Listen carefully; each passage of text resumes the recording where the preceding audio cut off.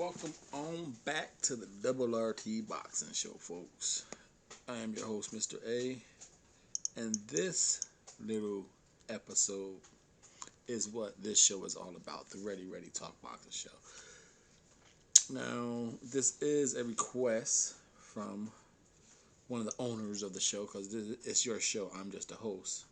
Mr. A is just the host of your show, so I'm going to give you a thumb from having the show and bring it on back. Support your show. The one who requested this was Home Wrecker Knee Knocker. Thank you, my friend, because, like I said, this is what the show is about. We cover, for those who just stumbled across this show because of this Kongo Clay fight, this is what the show's about. Number 1 through 15, we cover them. I'm probably one of the only few boxing outlets that talk about the belts and like the belts. So I don't talk about them and shit on the belts. So this belt right here is for the global, WBO global. That being the champion of Luther Clay. And the global belt, we'll do a quick little rundown of that. It was the Oceania. So for you guys who remember that belt and that fuck another belt, they just changed the name from the Oceania belt to the global belt because during one of the conventions, it was like 17, 18, somewhere in that year, one of those years, the Oceania belt was like New Zealand, Australia, Guam, Malaysia. It was like 8 countries, Fiji, and during the convention, the Middle Eastern countries were like, we don't get a shot at that title. You know, how can our country get invested in boxing when there's no belts for our fighters to get made and get named? So hearing that question, the WBO decided to take the Oceania belt and turned it into the global belt. So it still has those 8, 9 original countries that I named. I didn't name them all of us: Guam, New Zealand, Australia, and then they added the Middle Eastern countries. So it's a wider span. So it's now the global belt, and so it's a high class regional belt. And again, you win it, you get placed in the top 15 for the WBO. So unlike unlike the European belt or the Lonsdale belt or the British belt, these regional belts gets you into the organization's 15, the big one. So that's a quick little run on what the global belt is for. So we at least get an idea of what they're fighting for. They're fighting for, well, Congo's fighting for a ranking to get in there. Clay is trying to defend his belt. So like you defend these global belts about 2 to 3 times, and then you fight either another regional champion, whether it's the WBO Continental, Intercontinental, Asian Pacific. You usually defend these little regional trinkets like 1 or twice, then you get a title shot. For instance, Daniel Dubois, I think, is on his 3rd defense of the International. So he has one of those trinket belts. Now, anyway, why this fight is so nice for me. Like I said, I don't know these guys. I seen Luther Clay on the DAZN. So, sometimes I paid attention to his fights. Sometimes I walk around, clean up the house, come back, sit down for a round, clean up the house, throw the trash, okay, watch another round. So the only fight I really did see it from his all the way was Kuwait. And this fight, I didn't know who the hell Kongo was. So Home Wrecker, like I said, thank you for expanding my mind. And this fight reminds me of a lot. This is scary though. I'm going to say this is scary. For those who have followed the show, you know how Mr.A does predictions. A lot of people always make fun of me and like, damn, Mr.A, we love your show, we love your breakdowns, but fuck, you suck at predictions. I don't predict who I think's gonna win. I predict who I want to win. It's a difference. Now, this fight, who I want to win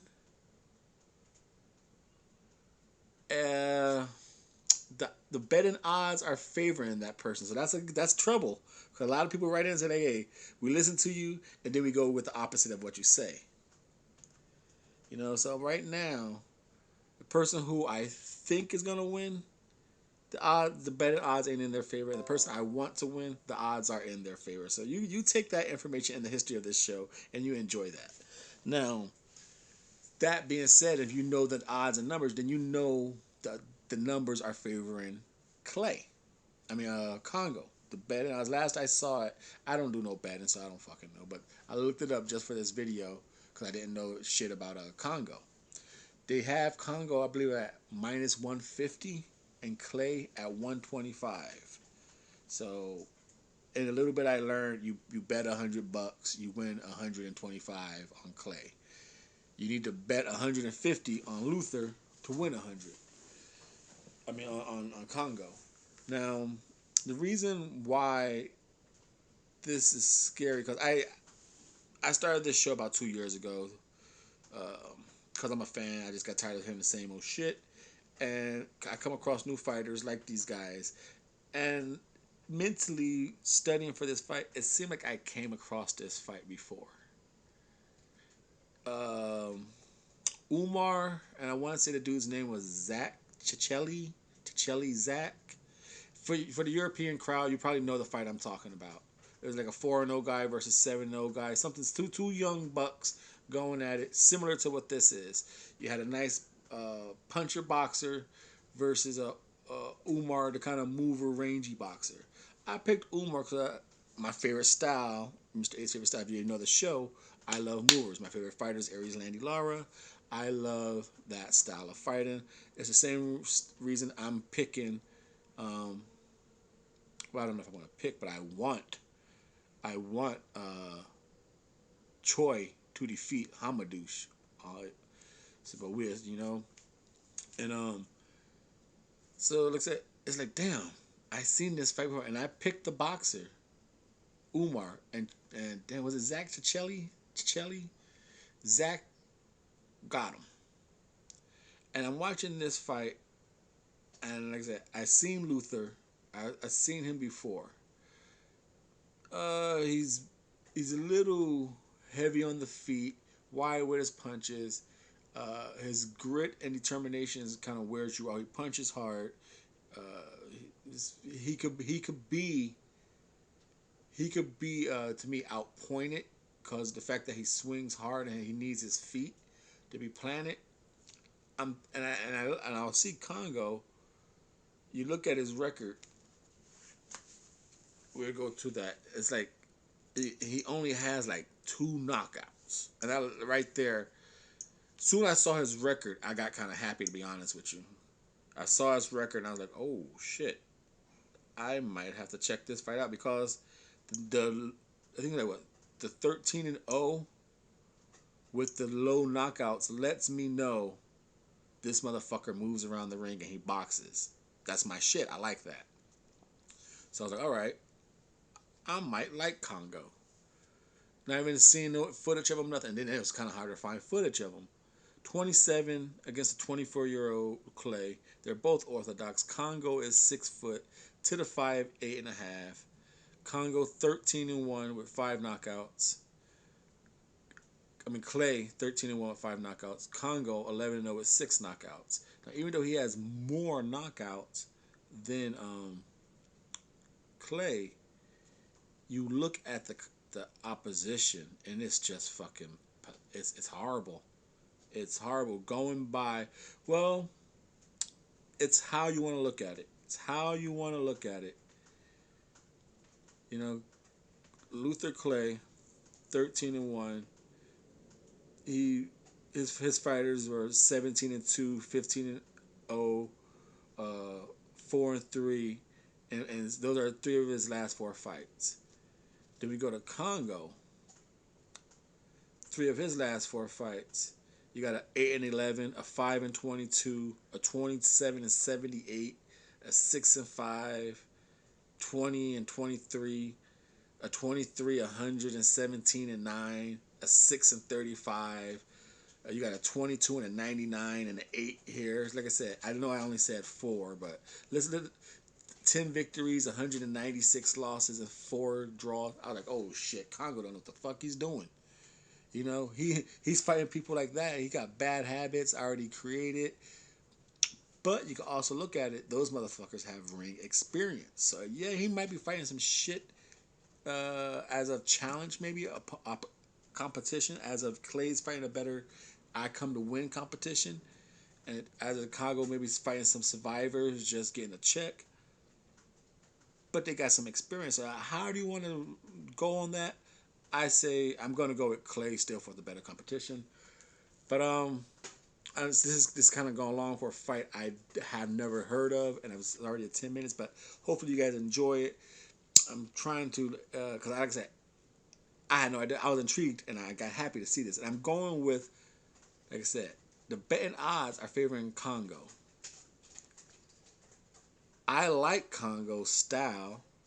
I think he can use the ring better. I think he has better feet than Luther Clay. I think his punches are tighter. I think he has a better combination variation. Um, and I think he has a better jab. But I just don't know if he has the power because his knockouts are coming against shit. So I'm not too sold on his knockouts. Considering, you know, 5-22, 8-11, he took these guys on points. So that right there is a little red alarm. Like, okay, this guy power 22-99, he took him on points. So that right there lets me know Luther Clay might knock this dude out if he can knock him out, I think. But I'm gonna go with Kongo. Like I said, part of me thinks Luther Clay is just eventually gonna worm out, get out box, but somewhere in the late rounds catch up to him and wear him down. That's what I think is gonna happen. But who I'm picking to win this fight and who I want to win this fight, I'm going with Kongo, the one I never heard of, but I like his style. I like his combination. I like his tightness and delivery. I think he's just gonna use the ring, move, dance all around him, keep Clay resetting his feet. Like I said, he stands straight up and Clay could just throw with him and knock his ass out. But I'm going with Kongo to keep his chin tucked, throw those combinations, get the hell out of there on the angle, and use the ring on Clay and not let Clay set his feet. So I'm going with the new WBO Global Champion, cracking the welterweight WBO rankings, Chris Kongo. Thank you for your time and support. Again, home record knee knocker. Thank you for this request. I don't know what the hell you're doing.